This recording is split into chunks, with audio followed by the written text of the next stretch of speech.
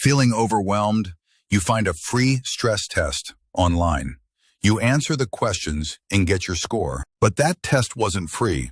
The price was your personal data, sold to companies for profit. Worse, the very tool you use to lower your stress might actually be making it higher. These tests are often inaccurate, unregulated, and operate with hidden agendas you're never shown. Now, we will expose the scientific flaws, the psychological traps, and the business model behind that test. Let's begin with the basic question. Are these tests even legitimate? The short answer is usually no. First, a great number have zero scientific backing. They lack the peer review of real psychological tools. Second, they reduce your life's complexities to a simple, often misleading number. Mental health is not a quiz. Third, even the better ones have disclaimers. They state they are for screening, not for diagnosis. So if they're scientifically weak and can't give a diagnosis, why are they so common? The reason for this will become clear. Now, let's examine the built-in psychological flaws that cause these tests to fail. The problem begins with you. The biggest issue is self-reporting bias. The test only knows what you tell it. You might downplay symptoms or overestimate them in a panic. A professional asks follow-up questions. They understand nuance. Feeling tired can mean many things. An online quiz cannot tell the difference. Additionally, many conditions share symptoms. Is your fatigue from stress, depression, or something physical? A quiz can't differentiate them. These design flaws are not just theoretical. They create real, harmful outcomes. Let's see what happens when you rely on these results. First, you can get a false positive. The test flags your stress as dangerously high, triggering new anxiety over a tough week. This often leads to cyberchondria.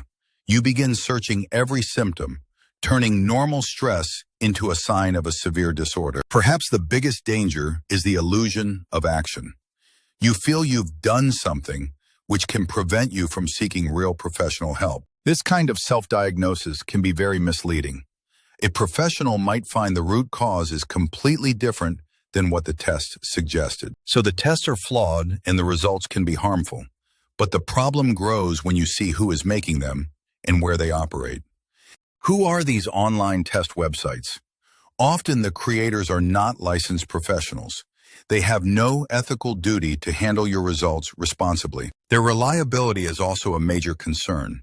Studies show results from the same person can change wildly over short periods, making them inconsistent. After taking a test, algorithms notice. They can create an echo chamber, feeding you content that confirms your new fears instead of challenging them. Now we can answer that question. Why are these flawed tests everywhere? Because your stress score isn't the product. You are. Remember the unscientific simple questions? That is a business strategy. The vaguer the questions, the more people they apply to. The more people who take the test, the more data is collected.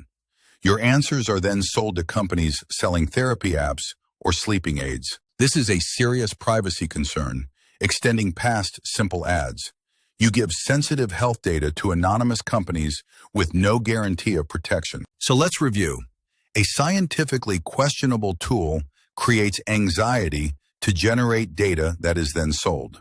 This is the ecosystem of free self-help. So are all online stress tests worthless?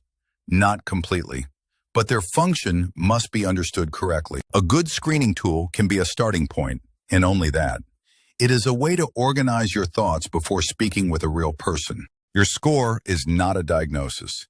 It is not a label or your identity. It is a blurry snapshot from a faulty camera. A real diagnosis is a conversation. The most significant point nobody tells you is this. Your mental health is too valuable to be given to an algorithm designed to sell you things. If you are feeling stressed, close the quiz. Talk to a friend, family member, or a doctor. Seek resources from reputable mental health groups. Genuine understanding doesn't come from a score. It comes from connection, conversation, and professional care. And that is what nobody tells you about that free online stress test you just took.